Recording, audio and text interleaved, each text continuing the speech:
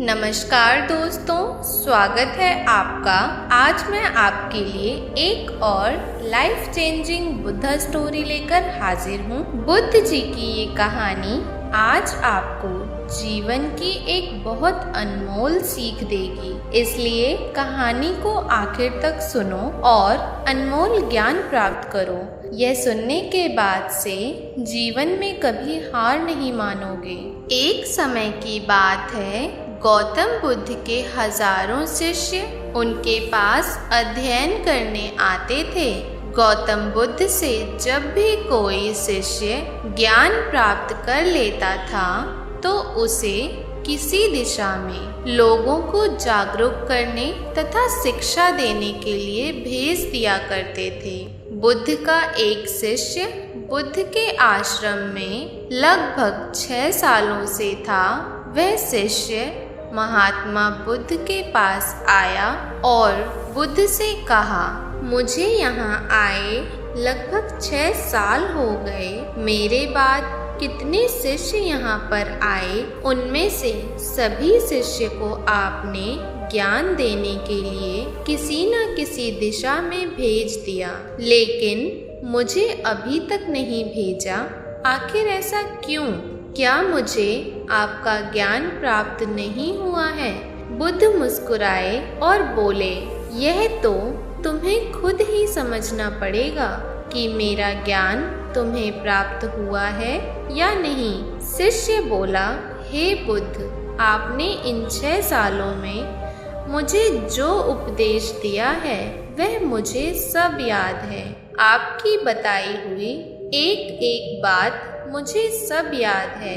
आप कुछ भी मुझसे पूछ सकते हैं, मैं हर उत्तर देने के लिए तैयार हूँ। आप मुझे एक मौका तो दें ताकि मैं किसी भी दिशा में जाकर लोगों को अपने ज्ञान के बारे में बता सकूं।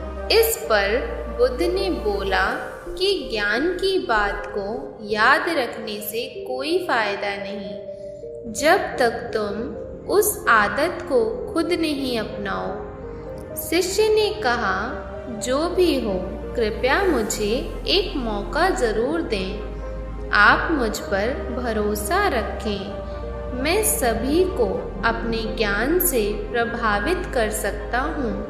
मैं लोगों को ऐसी बातें बता सकता हूँ जिससे लोगों के जीवन में शांति आ जाएगी और वे अपना जीवन शांतिपूर्ण तरीके से जी पाएंगे। तो फिर बुद्ध ने कहा, अभी तुम तैयार नहीं हो। जब तुम उसके लिए तैयार हो जाओगे तो फिर मैं तुम्हें खुद ही किसी दिशा में जाने के लिए बोल दूंगा।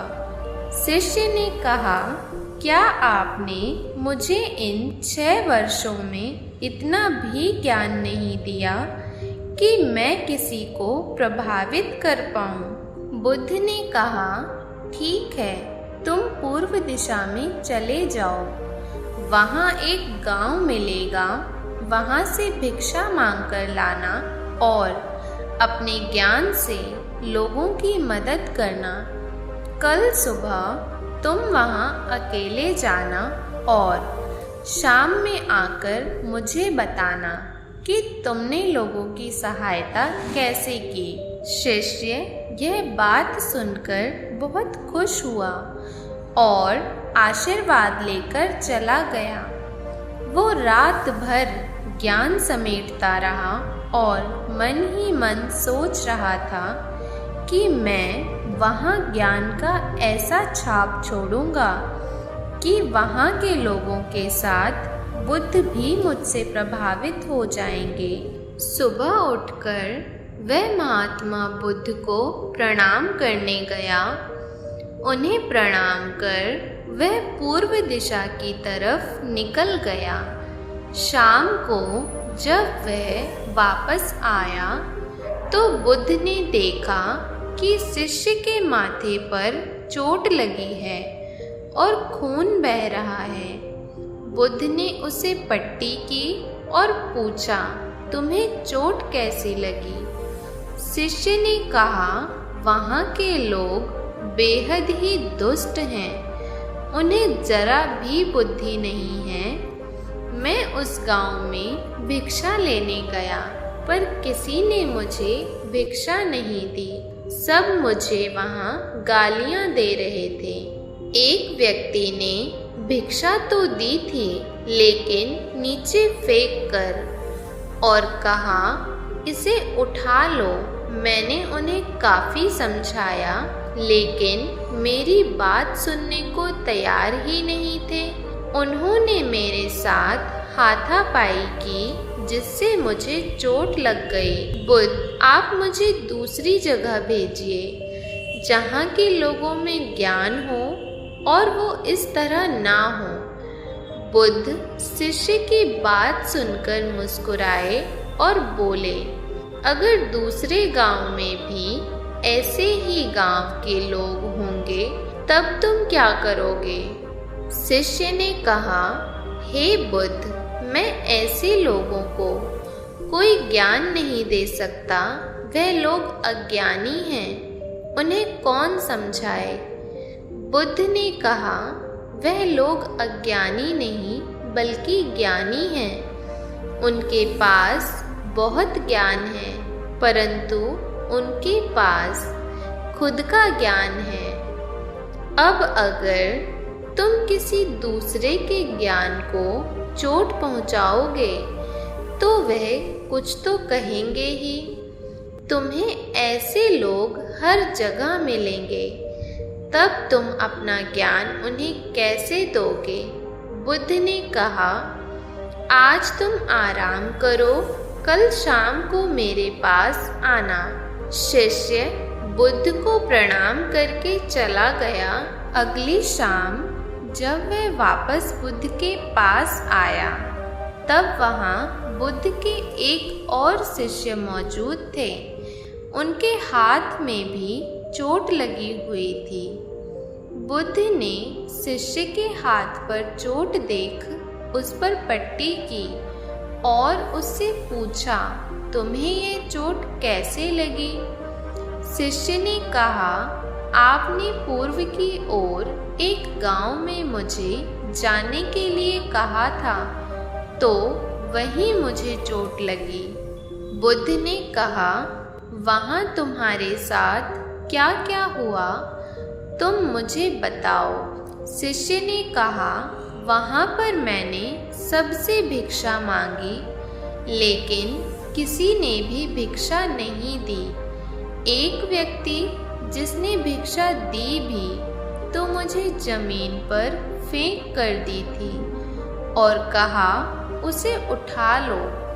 तो मैंने उसे उठाकर अपने झोले में रख लिया और मैंने उसे सफल होने का आशीर्वाद दिया। तब उस व्यक्ति ने मुझसे कहा, आप बड़े अजीब लगते हो। मैं आपका अपमान कर रहा हूँ और आप मुझे आशीर्वाद दे रहे हो।